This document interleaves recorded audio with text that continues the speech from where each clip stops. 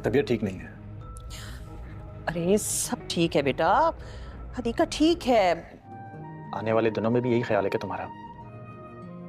اتنے آپ اچھے ہوتے ہیں نا تو میری زندگی میں کبھی بھی کوئی دکھ نہ آتے۔ اب دیکھو نا کتنا اچھا ہو گیا میں۔ تم کیا چاہتے ہو واسق؟ ساری زندگی حدیقہ بھابی کی طرح مارے کھائے اپنے شوہر کی۔ ہانیہ کو حدیقہ فوبیا ہو گیا، اسے لگتا ہے جیسے حدیقہ بھابی نے مارے کھا کھا کر اپنا گھر سنوار لیا تھا وہ بھی سنوار لے گی۔ فرحان بھائی، آخر حدیقہ بھابی کو ہوا کیا ہے؟ آج غور سے دیکھا تو تم خود سے باتیں کر رہی تھی تو تمہارے چہرے نے سب بتا دیا۔ بہو بیٹی میں جو کہ حدیقہ بہت زیادہ پریشان ہوتی ہے اور اسے یہی پریشانی لگی ہوتی ہے کہ آخر کومل نے امی سے ایسا کیا کہا ہے جس کی وجہ سے کومل اور امی کے اس طرح کے تعلقات ہو چکے ہیں، اور امی جو ہیں وہ کومل کی ہر بات مان رہی ہے۔ کومل نے بھی حدیقہ سے یہی کہا ہوتا ہے کہ اب اس گھر کے حالات بالکل ٹھیک ہونے لگ جائیں گے، اب پہلے کی طرح کوئی سازش نہیں ہوگی، پھر آپ کو یہی دکھایا جائے گا کہ حدیقہ پریشانی کی حالت میں ہوگی، اور حدیقہ کی وجہ سے فرحان جو ہے وہ حدیقہ سے یہی کہے گا آج میں نے تمہیں غور سے دیکھا ہے، تم خود سے ایسے ہی باتیں کر رہی تھی اور تمہارے چہرے نے مجھے سب کچھ بتا دیا ہے کہ آخر ہوا کیا ہے۔ تو اس پر حدیقہ فرحان سے کہتی ہے کہ اگر آپ اتنے اچھے ہوتے نا تو میری زندگی میں کوئی دکھ نہ آتا۔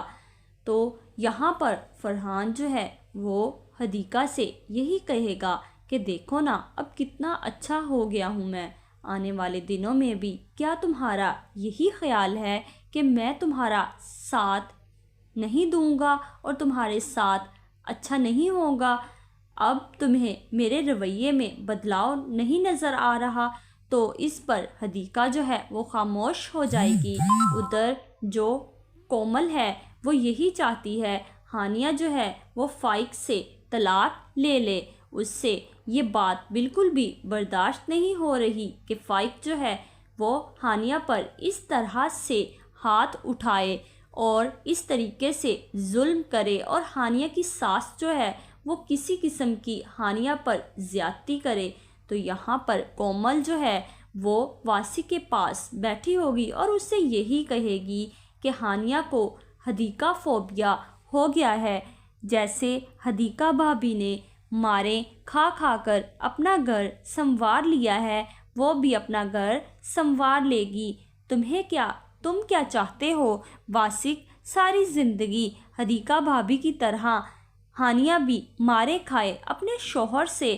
واسق جو ہے وہ کومل کو سمجھانے کی کوشش کرے گا اور وہ یہی کہے گا کہ ہمیں ہانیہ کے معاملے میں نہیں پڑنا چاہیے، میں نے خود کہہ دیا ہے، اور تم یہ جو سوچ رہی ہو کہ تم طلاق کرواؤ گی تو تمہیں یہ سوچ بدلنی ہوگی۔ لیکن کومل جو ہے واسق سے یہی کہے گی کہ مجھے بہت زیادہ افسوس ہوتا ہے ہانیہ کی یہ حالت دیکھ کر، اور ہانیہ کی اس سوچ پر۔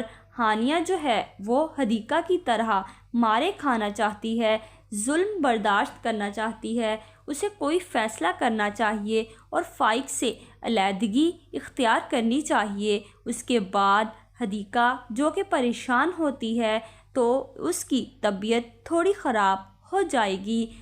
فرحان اور سلطانہ جو ہے وہ بیٹھے ہوں گے تو یہاں پر ہانیہ پریشانی کے عالم میں کھڑی ہوگی اور کومل بھی موجود ہوگی۔ تو یہاں ہانیہ جو ہے وہ فرحان سے پوچھے گی کہ فرحان بھائی حدیقہ بھابی کو آخر ہوا کیا ہے؟